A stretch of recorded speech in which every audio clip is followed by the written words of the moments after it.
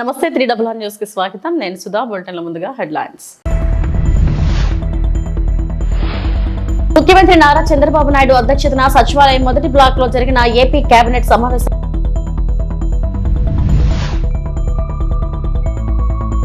పరిశ్రమల్లో భద్రతపై high level కమిటీని ఏర్పాటు చేస్తాం. హోంమంత్రి అనిత.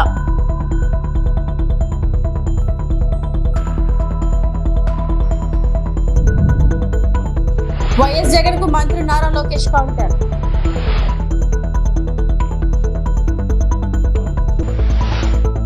సచివాలయం మొదటి బ్లాక్ లో జరిగిన ఏపీ కేబినెట్ సమావేశంలో పాల్గొనడం జరిగింది.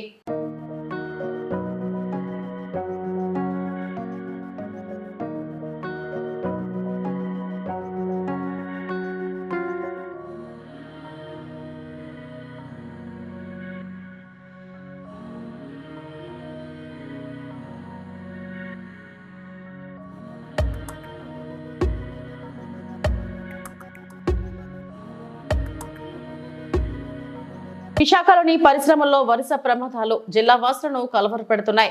అచ్యుతాపురం ప్రత్యేక ఆర్థిక మండలి పరవాడ ఫార్మా ప్రమాదాలు మరొక ముందే అనకాపల్లి జిల్లా నక్కపల్లి మండలం హెటీరో ఔషధ పరిశ్రమలో మంగళవారం రాత్రి విషవాయువు లీకై 12 మంది అస్వస్థతకు గురయ్యారు.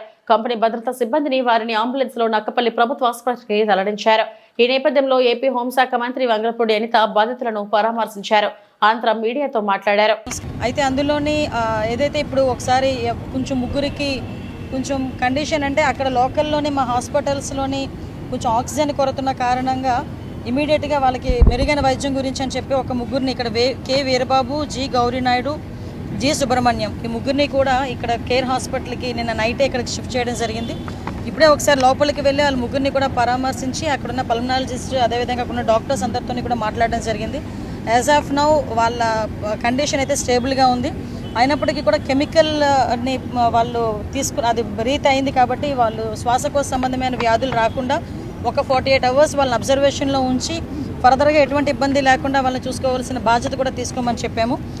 అక్కడ వాళ్ళని అడిగిన తర్వాత వాళ్ళ లోపల ఉన్న వాళ్ళ పేషెంట్స్ని కూడా అడగడం జరిగింది. ఏం జరిగిందని అడిగిన తర్వాత వాళ్ళు ఏదైతే క్యాంటీన్కి వెళ్తున్నారో క్యాంటీన్కి వెళ్ళేటప్పుడు ఈ వేపర్స్ అనేవి రావటం, వేపర్స్ ఎక్కడ లీక్ అయిందని చెప్పి గమనించడం, ఇమీడియట్గా అక్కడ వెంటనే రెస్పాండ్ అయ్యి ఈ సోడియం హైపోక్లోరైడ్ అక్కడ లీక్ అవ్వడం వల్ల ఇలా జరిగిందని చెప్పేసి ప్రైమరీ ఇన్వెస్టిగేషన్లో ఒక హెట్రో కంపెనీ వాళ్ళు కానీ అదేవిధంగా అక్కడ లోపల ఉన్న పేషెంట్స్ కానీ చెప్పడం జరిగింది.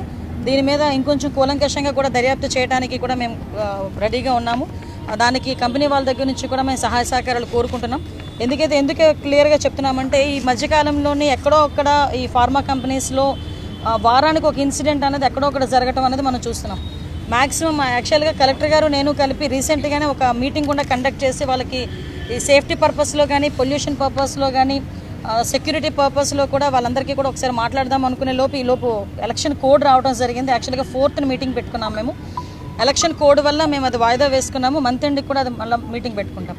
కంపల్సరీగా రాబోయే అంటే ఇప్పుడు ఫార్మా కంపెనీస్ అనేసరికి ఇటువంటి చిన్న ఇన్సిడెంట్లు జరగడం వల్ల ఫర్దర్గా వచ్చే ఫార్మా కంపెనీస్ విషయంలోనే కూడా ప్రజలకు ఒక భయాందోళనలు కలిగే పరిస్థితి కూడా ఉన్నాయి. అటువంటివి ఏమీ లేకుండా సేఫ్టీ మెజర్స్ అన్నీ కూడా తీసుకొని ఈరోజు ఫార్మా కంపెనీస్ నడిపే పరిస్థితి కూడా ఈరోజు ఈ గవర్నమెంట్ తీసుకుంటుంది. నేను ఒకసారి మాట్లాడతాను.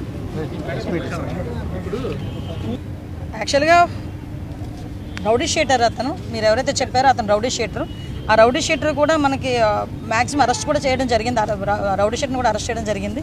మీరు అబ్జర్వ్ చేయాలంటే ఇటువంటి ఫర్దర్గా ఇప్పుడు జరగకుండా చేయడానికి యాక్చువల్గా సీసీ కెమెరాస్ అన్ని ఏర్పాటు చేయాలి అని చెప్పి ఇక్కడే కాదండి, మేమైతే ఓవరాల్గా స్టేట్ మొత్తం మీద 1,00,000 సీసీ కెమెరాలు ఏర్పాటు చేయాలని ఒక కృత నిశ్చయంతో ఉన్నాము. టార్గెట్ కూడా పెట్టుకున్నాం. ఇలాంటి హాస్పిటల్ ఏరియాస్లో ఓన్లీ కేజెస్ అనే కాదండి, ఈవెన్ దో మనకి ప్రైవేట్ హాస్పిటల్స్లో కూడా వాళ్ళు ఎంచుకున్న సీసీ కెమెరాస్ తాలూకా ఫుటేజ్ కూడా మాకు ఇవ్వమని చెప్పేసి డిపార్ట్మెంట్ వాళ్ళని కూడా మేము అడుగుతున్నాం. ఫర్దర్గా ఎందుకంటే రేపు పొద్దున్న వాళ్ళ మీద ఏదైనా అటాక్ జరిగినా ఫర్దర్గా వాళ్ళకి తెలియకుండా ఏదైనా ఇన్సిడెంట్ జరిగినా ఇమీడియట్గా రెస్పాండ్ అవ్వడానికి. ఇప్పుడు మీరు మొన్న సీసీ కెమెరాలో ఇంచుమించుగా చెప్పాలంటే కాపాడిని, మొన్న ఈ ఇన్సిడెంట్ నుంచి బయటకు వచ్చామంటే ఆ సీసీ కెమెరాలే కాపాడిని.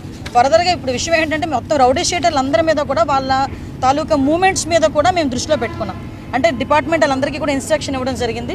ఎవరైతే రౌడీ షీటర్స్ ఉన్నారో రౌడీ షీటర్స్ తాలూకా మూమెంట్ ఎలా ఉంది, వాళ్ళు ఏం చేస్తున్నారు, వాళ్ళు ఎక్కడికి వెళ్తున్నారు, ఆ మూమెంట్ మీద కూడా మేము ఆల్రెడీ దృష్టి పెడుతున్నాము. ఫర్దర్గా కూడా ఇటువంటి జరగకుండా చూసుకుంటాం. డెఫినెట్గా నేను కేజీహెచ్ వాళ్ళతో కలెక్టర్ గారితో కూడా కూర్చొని ఎంతవరకు సీసీ కెమెరాలు పనిచేస్తున్నాయి ఇవన్నీ కూడా నేను దగ్గరుండి పర్యవేక్షించుకుంటాను. డ్రోన్స్ని ఏర్పాటు చేసుకొని ఈ డ్రోన్స్ ద్వారా కూడా కల్టివేషనే లేకుండా చేస్తున్నాం. అంటే మూలాల నుంచి మేము పైకి తీసుకొచ్చే ప్రయత్నం చేస్తున్నాం. కాబట్టి ఆ డ్రోన్స్ని ఉపయోగిస్తున్నాము, సీసీ కెమెరాలు ఉపయోగిస్తున్నాము. ముఖ్యంగా ఈ లా అండ్ ఆర్డర్ విషయంలోనే కానీ, రేపొద్దున్న క్రిమినల్స్ని పట్టుకునే విషయంలోనే కానీ, ఇన్వెస్టిగేషన్ విషయంలోనే కానీ విజిబుల్ పోలీసింగ్ అయినా ఇన్విజిబుల్ పోలీసింగ్ మీద ఎక్కువ ఆధారపడేటట్టుగా మేము చేస్తున్నాం. ఎందుకంటే పోలీసులు ఎంతవరకు పని చేయగలరు అంతవరకు పని చేసినా మిగతాదంతా కూడా సీసీ కెమెరాలు, డ్రోన్స్, సర్వేలెన్సెస్లో కనుక ఉంటే ఫర్దర్గా కూడా ఎటువంటి ఇబ్బంది రాదనే ఉద్దేశంతోనే మేము పనిచేస్తున్నాం. బెయిల్స్ రావడానికి కూడా చెప్పాను కదా, గాంజా కేసు అంటేనే బెయిల్స్ కూడా రావు. సో చాలామంది ఎస్టీ యువకులు ఇంచుమించు మీరు అన్నట్టు మన విశాఖపట్నం సెంట్రల్ జైల్లో ఉన్న వాళ్ళలో 50% ఎన్డీపీసీ కేసెస్ వాళ్ళు. సో వాళ్ళందరినీ కూడా పరిస్థితి ఎలా అయిపోయిందంటే వాళ్ళందరినీ బయటికి పంపిస్తే వాళ్ళు ఎలా చేస్తారు, అలాగని బయటికి పంపించేదానికి బెయిల్స్ కూడా వాళ్ళకి రావాలి. బట్ బెయిల్స్ వచ్చే పరిస్థితులు కూడా కనిపించట్లే. బెయిల్ వచ్చిన తర్వాత కూడా వాళ్ళు మంచి ప్రవర్తనతో ఉంటే ప్రభుత్వం ఏదైనా సహాయ సహకారాలు అందిస్తుంది. మళ్ళీ తిరిగి వాటి మీద కొంచెం అధ్యయనం జరుగుతుందంటే మేము కూడా ఒకసారి దాని మీద కూడా కొంచెం ఎంక్వైరీ వేసుకుంటున్నాము. దాని ప్రకారంగా చేస్తాము. యాక్చువల్గా పొల్యూషన్ కంట్రోల్ బోర్డుకి సంబంధించి కూడా మేము లాస్ట్ టైం మాట్లాడినప్పుడు ఏదైతే పైప్ లైన్ ఎంతవరకు వెళ్ళింది సముద్రంలోకి, అంటే సముద్రం లోపల వరకు వెళ్ళిపోతే ప్రాబ్లం ఉండదు. ఈ సముద్రం బయట వరకు వెళ్ళి మనం అక్కడ ఆగిపోతే కనుక అక్కడ ఉన్న మత్స్య సంపదకి కానీ ఆ చుట్టుపక్కల వాటర్ రిసోర్సెస్ కానీ కొంచెం కంటామినేట్ అయ్యే పరిస్థితి ఉంది. సో డెఫినెట్గా మేము ఆల్రెడీ వైఎస్ జగన్ కు మంత్రి నారా లోకేష్ మరోసారి గట్టి కౌంటర్ ఇచ్చారు. జగన్ గత 5 ఏళ్ల పాలనని ప్రజలు ఇంకా మర్చిపోలేకపోతున్నారని చురకలంటించారు. పెట్టుబడులపై చర్చకు రావాలంటూ జగన్ కు లోకేష్ సవాల్ విసిరారు. వైకాపా పాలనలో ప్రశ్నించిన వారిపై ఇష్టానుసారంగా అక్రమ కేసులు పెట్టారని గుర్తు చేశారు. నుంచే కోలుకోలేకపోతున్నారు స్వామి. ఎంతమంది దళితులు చంపారండి, ఎంతమంది బడుగు బలహీన వర్గాలు చంపారు, ఎంతమంది మైనారిటీ సోదరులు చంపారు గత ప్రభుత్వంలో. ఇక్కడున్న నాయకులందరిపైన కేసులు పెట్టారు. ప్రజలకి స్వేచ్ఛ ఎక్కడుండేది గత ప్రభుత్వంలో. మేము బయటికి రావాలనుకుంటే మా గేట్లకే తాడు కట్టారు కదా అన్నాడు. నా పైన 23 కేసులు పెట్టారు. అటెంప్ట్ మర్డర్ కేసు పెట్టారు, ఎస్టీ కేసు పెట్టారు. శాశ్వత భూ హక్కు చట్టం అని తీసుకొచ్చి ప్రజల భూముల్ని కాజేయడానికి ప్రయత్నించారు. ప్రజలు మర్చిపోయారనుకుంటున్నారా? ఆయన ఎవరు మర్చిపోలేదు. ఎన్నికల ముందర కూడా నా ఎంట్రీకి ఎవరు పీకలేరు అన్నారు. ఏమైంది? ప్రజలు ఎన్ని ఎంట్రీలు పీకారో చెప్పండి. So let the process get completed. It will be followed by action because it is a promise we have made to the people. In almost 90 meetings I spoke about my red book, sir. I showed my red book. People have endorsed my red book. అది confidential report sir. అది కేవలం నాకు మా అధ్యక్షుల వారి మధ్యలో ఉంటుంది sir. చెప్పండి. Any other questions? ఇప్పుడు నేను సూటిగా గౌరవ మాజీ ముఖ్యమంత్రి గారిని, పులివెందుల ఎమ్మెల్యే గారిని ప్రశ్నిస్తున్నాను. 5 సంవత్సరాల్లో మీరు తీసుకొచ్చిన పెట్టుబడులు ఎన్ని గ్రౌండ్ అయినాయి? మేము 8 నెలల్లో తీసుకొచ్చిన పెట్టుబడులు ఏంటి? చర్చకి నేను సిద్ధం, ఆయన సిద్ధమా? మళ్ళీ కోడిగుడ్డుని పంపిస్తాడు. మాకు కోడిగుడ్లు వద్దు, మాకు ఆమ్లెట్లు వద్దు, డైరెక్ట్గా ఆయన రమ్మనండి, ఐఎమ్ రెడీ టు టాక్. నేను ఎక్స్ప్లెయిన్ చేస్తాను. ఇప్పుడు ఆర్సిలర్ మిత్తల్ ప్రాజెక్ట్ నేను 2019లో కలిసా ఆదిత్య మిత్తల్ని. 2019లో డావోస్లో టీసీఎస్ వాళ్ళ బూత్ బయట కలిసి ఆనాడు చెప్పి ఆంధ్ర రాష్ట్రానికి రాండి అని. ఎన్డీఏ ప్రభుత్వ అధికారులకు వచ్చినంటే నేను ఫోన్ చేశాను, బాస్ 5 years అయింది, మీరు వేరే రాష్ట్రానికి వెళ్దాం అనుకున్నారు, అక్కడ ఏం అవ్వలేదు, వచ్చేయండి, వేరే రెడీ. ఒక్క జూమ్ కాల్తో కదిలిందండి ఆ ప్రాజెక్ట్. సో ఇప్పుడు మీరు అడగచ్చు 2019లో వెళ్ళిన ఖర్చులు దండగానే నేను సూటిగా ప్రశ్నిస్తున్నాను మిమ్మల్ని. ఆంధ్ర రాష్ట్రాన్ని నేను ప్రమోట్ చేయాలండి. ఇప్పుడు అక్కడ పారిశ్రామికవేత్తలందరూ నన్ను ఏమడుగుతున్నారు, మీరు గ్యారెంటీ ఇస్తారా జగన్మోహన్ రెడ్డి అనే వ్యక్తి మళ్ళీ గెలవడాన్ని? ఎందుకంటే పీపీఎల్ రద్దు చేశారు, అమర్ రాజా లాంటి కంపెనీని తరిమేశాడు, అనేక కంపెనీలు హెరాస్ చేశారు, సకాలంగా కరెంట్ కూడా అందించలేదు, పవర్ హాలిడేస్ ప్రకటించారు. ఇండస్ట్రీ చాలా నష్టపోయిందండి ఆంధ్ర రాష్ట్రంలో. ఇప్పుడు అదంతా రివైవ్ చేసేదానికి మేము కష్టపడుతున్నాం, బ్రాండ్ని రివైవ్ చేసేదానికి కష్టపడుతున్నాం. ఈరోజు మహారాష్ట్ర మాతో పోటీ పడుతుంది, తెలంగాణ మాతో పోటీ పడుతుంది, తమిళనాడు మాతో పోటీ పడుతుంది. చివరికి కేరళ మంత్రి కూడా డావోస్కి వచ్చి పెట్టుబడుల కోసం అంటే రాష్ట్రాన్ని ప్రమోట్ చేసేందుకు పోటీ పడుతున్నారు. మళ్ళీ ప్రమోట్ చేయకూడదా మేము రాష్ట్రాన్ని? It is a responsibility, we will promote. అని మీరు చూస్తారు కదా రాబోయే 12 నెలల్లో మీకు ఎలాంటి పెట్టుబడులు రాబోతున్నాయి, ఎక్కడ వస్తాయో మీరు చూస్తారు కదా అలా. అప్పుడు అడగచ్చాను. But I'm ready for the discussion, debate. 5 సంవత్సరాలు ఆయన తీసుకొచ్చాడు, 800 మేము తీసుకొచ్చాం. ఆయన తీసుకొచ్చిన ఇంకా 2x పెట్టుబడులు మేము తీసుకొచ్చాం. We have grounded the projects, we are moving exceptionally fast. కనీసం పులివెందల సమస్యల గురించైనా మాట్లాడాలి కదా. ప్రజలు గుర్తించకపోతే నేనేం చేయాలండి? ప్రజలు గుర్తించాలి కదండి. ఇప్పుడు ఆయన అన్నాడు కదా, గతంలో 4 ఎమ్మెల్యేలు అనుకుంటా, 4 ఎమ్మెల్యేలు నేను లాగేస్తే మీకు ప్రతిపక్ష హోదా కూడా ఉండదని ఆయనే చెప్పారు కదండి గతంలో. లంచం తీసుకుంటుండగా రెడ్ హ్యాండెడ్ గా పట్టుకున్న ఏసీబీ అధికారులు. పోలీసుల అదుపులో food inspector Kavya Reddy, tender Pullarao. గోలీ సోడా తయారు చేసే వ్యాపారి నుంచి 15,000 లంచం తీసుకుంటుండగా రెడ్ హ్యాండెడ్ గా పట్టుకున్న ఏసీబీ అధికారులు. కారులో పొట్లాలు కట్టి ఉన్న 87,000 రూపాయల నగదును కూడా స్వాధీనం చేసుకున్న ఏసీబీ అధికారులు.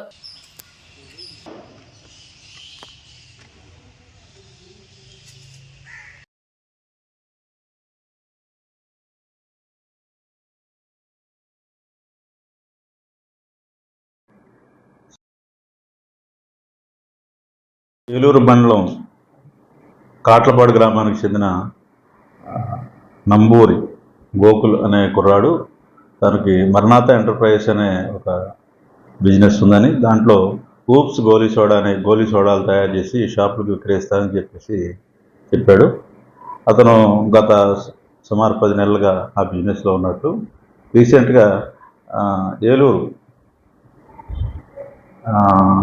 ఫుడ్ సేఫ్టీ డిపార్ట్మెంట్ ఆఫీస్ చెందిన ఫుడ్ ఇన్స్పెక్టర్ గారైన కావ్యారెడ్డి అనే వాళ్ళు, అదేవిధంగా అక్కడ పనిచేసే అటెండరు పుల్లారావు గారు, వీళ్ళు కబురు చేసి వాళ్ళకి సంబంధించిన గోలీ సోడాలో ఏగ ఉందని చెప్పేసి దానికి సంబంధించి తాము శాంపుల్స్ తీసుకున్నామని, దాని మీద ల్యాబ్కి టెస్ట్కి పంపించినట్టు, దాన్ని వచ్చి పరిష్కారం చేసుకోమని చెప్పి కబురు చేస్తే వెళ్ళి కావ్యారెడ్డి ఫుడ్ సేఫ్టీ ఆఫీసర్ గారి దగ్గరికి, అదేవిధంగా అటెండర్ గారి దగ్గరికి వెళ్ళి మాట్లాడడం జరిగింది. వాళ్ళు ఈ రిపోర్టు తను ఏం చెప్పాడంటే, తన దగ్గర ఎటువంటి శాంపుల్ తీసుకోలేదని, కాబట్టి ఎక్కడ తీసుకున్నారని చెప్పినా ఆల్రెడీ తాము శాంపుల్ తీసుకున్నాం, టెస్ట్ పంపించామని బెదిరించి ఇతనికి కేసు పెడతామని చెప్పి బెదిరించడం జరిగింది. సో దాని నుంచి కేసు లేకుండా చేయాలంటే కనుక ఇతని దగ్గర నుంచి 25,000 రూపాయలు Kavya Reddy food safety officer demand చేయడం, ఇతను బతిమాలుకుంటే 20,000 రూపాయలుకి వాళ్ళు ఒప్పుకోవడం జరిగింది. అదేవిధంగా అటెండర్ అయిన పుల్లారావు గారు ఆయనకు మరో 2,000 రూపాయలు ఇవ్వాలని చెప్పేసి డిమాండ్ చేయడం జరిగింది. అతను సరే అని చెప్పేసి భయపడి అక్కడ సరే అని చెప్పడం జరిగింది. కానీ అతనికి వీళ్ళకి లంచం ఇవ్వడం ఇష్టం లేక ఏసీబీని అప్రోచ్ అవ్వడం జరిగింది. వచ్చి మాకు కంప్లైంట్ చేస్తే మేము ఈ ఉన్నతాధికారి దృష్టిలో పెట్టి ప్రిలిమినరీ ఎంక్వైరీ చేసాం. ప్రిలిమినరీ ఎంక్వైరీలో ఈ విషయాలన్నీ నిజాలుగా మాకు అనిపించినాయి, మనకు ఆధారాలు వచ్చినాయి. దాని మీద ట్రాప్కి పర్మిషన్ తీసుకుని నిన్న అంటే 4/2/2025 తేదీ గుడిపల్లి మండలంలోని కోదండపురం గ్రామంలోని శ్రీ వెంకటేశ్వర స్వామి హాల్ పోస్టర్ ఆవిష్కరణ. గుడిపల్లి మండలంలోని కోదండపురం గ్రామంలో చిన్న తిరుపతిగా పిలిచే శ్రీ వెంకటేశ్వర స్వామి దేవాలయంలో ఫిబ్రవరి 17 నుండి 23 వరకు జరిగే జాతర వాల్ పోస్టర్ ఆవిష్కరణ జరిగింది. ఈ కార్యక్రమంలో ఆలయ పూజారి శ్రీకాంత్, ఆలయ చైర్మన్ వెంకటేశ్వర రెడ్డి, పాలక మండలి సభ్యుడు వెంకటరమణాచారి తదితరులు పాల్గొన్నారు.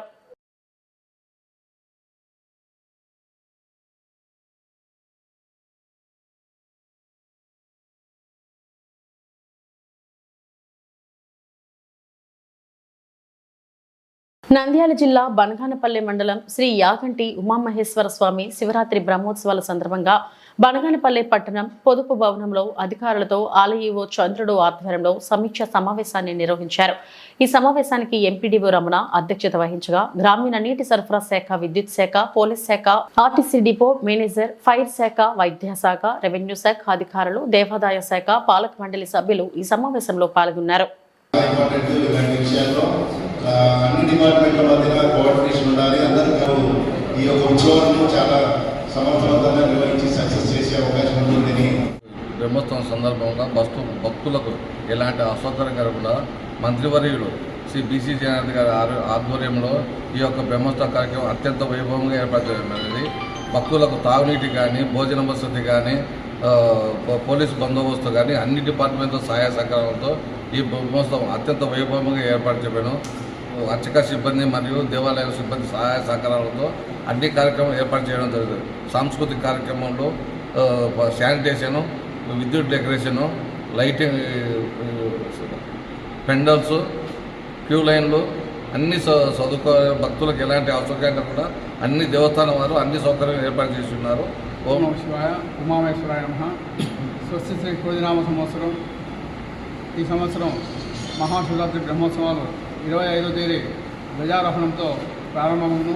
ఉదయం 8 గంటలకు స్వామివారి ధ్వజారోహణం కార్యక్రమంతో బ్రహ్మోత్సవాలు ఏర్పాటవుతాయి. ఆ రోజు 25వ తారీఖు ధ్వజారోహణము, తర్వాత 26వ తేదీ మహాశివరాత్రి పర్వదినము, తర్వాత 27వ తారీఖు తెల్లవారుజామున స్వామివారి కళ్యాణం ఉండును.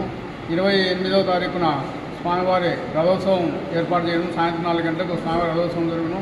అలాగే 1వ తారీఖు వసంతోత్సవము, తెప్పోత్సవము నిర్వహించిన తర్వాత సాయంత్రం 5 గంటలకు ధ్వజ అవరోహణంతో ఈ యొక్క బ్రహ్మోత్సవాలు.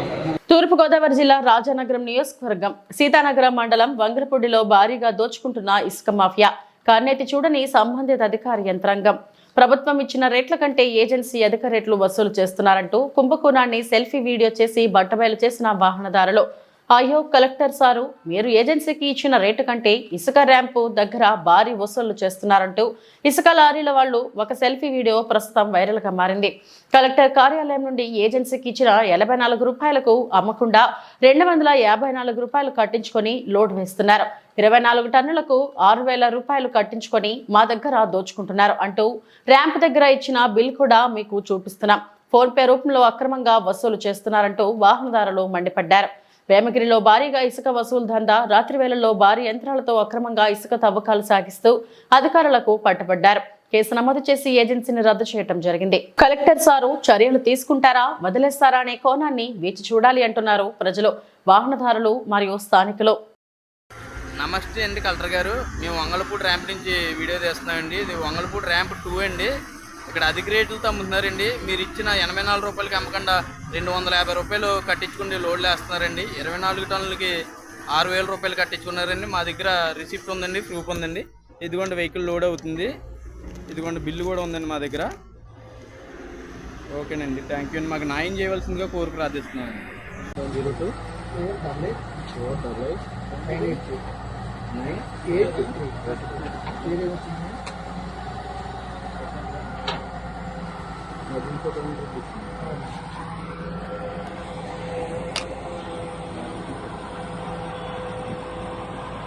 24 టన్నులు ఎంత అమౌంట్? 12 బకెట్లు కదండి. 24 టన్నులు 6,000.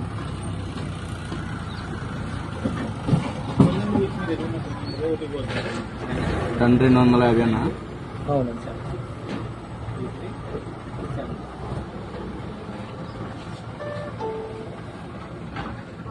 ఇది ఫోటో ఏమైనా తీసుకుంటారా? టైం వచ్చి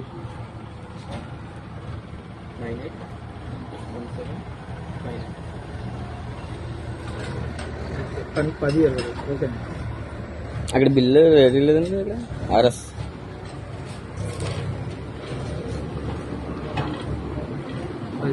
ఇదిగోండి 12 బకెట్ అనే అమౌంట్ రాయలేదన్న మరి దీని మీద? అమౌంట్ బిల్ మీద ఎందుకంటే నేను బకెట్ వేస్తున్నాను కదా, అమౌంట్ ఎందుకంటే అమౌంట్ కూడా వేయాలి కదా. మరి అమౌంట్ ఎంత తీసుకున్నారండి? ఫోటో పెట్టుకోవాలి కదండి మాకు. ఇంకా అది మీరు చెప్పడమేనా? ఇక్కడేమో 12-18 బకెట్ వేస్తారు, 18 బిల్లు వేస్తారు. ఎక్స్ట్రా రాయించుకోవాలి కానీ అది మనం అది మీ బకెట్ లెక్క. మరి అమౌంట్ రాయాలి కదన్నా దీని మీద. అవునా, మీరు వాళ్ళు బకెట్ లెక్క మీరు చెప్పేసుకోండి అన్న పైకి. బకెట్ లెక్క కాదు కదా, మాకు ఎంత తీసుకున్నారు అమౌంట్ అని తెలియాలి కదన్నా. మరి పశ్చిమ గోదావరి జిల్లా నరసాపురం నియోజకవర్గ తెలుగుదేశం పార్టీ ఇన్ఛార్జ్ పోతూరి రామరాజు ఆధ్వర్యంలో పార్టీ కార్యాలయం నందు పట్టభద్రుల ఎమ్మెల్సీ ఎలక్షన్స్ పై ముఖ్య సమావేశం జరిగింది. Adviser government of Andhra Pradesh minority affairs సభ్యులు ఎంఏ షరీఫ్ మాట్లాడుతూ పట్టభద్రుల ఎమ్మెల్సీ అభ్యర్థి పేరాబత్తుల రాజశేఖరంని అత్యధిక మెజారిటీతో గెలిపించే విధంగా ప్రతి ఒక్కరూ కృషి చేయాలని ఆయన కోరారు. ప్రభుత్వ విప్ నర్సాపురం నియోజకవర్గ శాసనసభ్యులు బొమ్మిడి నాయకర్ మాట్లాడుతూ 2024 ఎన్నికలు ఏ రకంగా కష్టపడ్డారో ఆ విధంగానే ఎమ్మెల్సీ ఎన్నికల్లో కూడా బాధ్యత తీసుకుని ఎమ్మెల్సీ అభ్యర్థిని గెలిపించాలని ఆయన తెలిపారు. మాజీ మంత్రివర్యులు కాపు కార్పొరేషన్ చైర్మన్ కొత్తపల్లి సుబ్బారాయుడు మాట్లాడుతూ గ్రాడ్యుయేట్ ఓటర్ను కలిసి తప్పనిసరిగా మొదట ప్రాముఖ్యత ఓటు కూటమి అభ్యర్థి రాజశేఖరంకి వేసే విధంగా కష్టపడాలని కూటమి నాయకులను కార్యకర్తలను కోరారు.